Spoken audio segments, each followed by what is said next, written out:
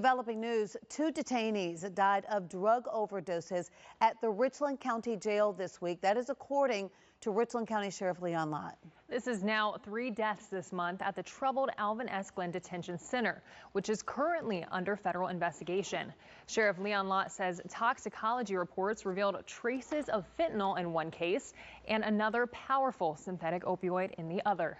Our Nick Neville live on this story for us tonight. Nick, I understand the Sheriff's Department conducted a sweep search of that facility last night. What can you tell us about what they found?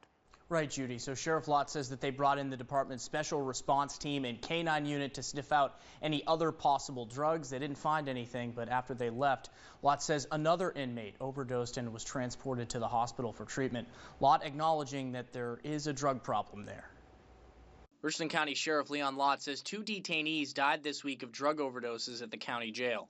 Hopefully the inmates there will hear and see what I'm saying and understand that, you're taking a chance with your life if you're taking drugs that are smuggled into the jail. We should note the Richland County Coroner's Office has not independently confirmed the cause of death for these 2 individuals, Marty Brown and Lamont Powell.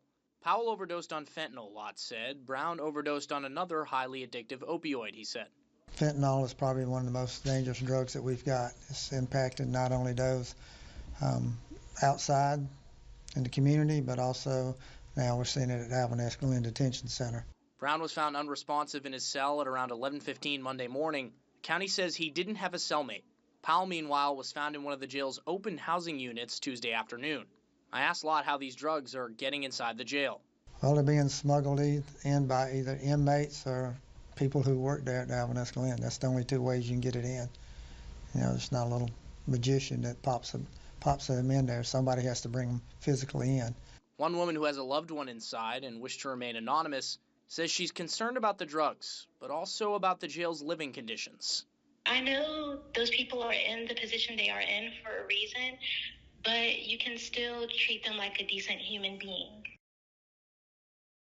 And in a statement, Coroner Nada Rutherford said in part that, quote, the deaths at Alvin S. Glenn are pending further studies. The coroner's office says it expects to release the results of the reports on these cases within the next week or 2.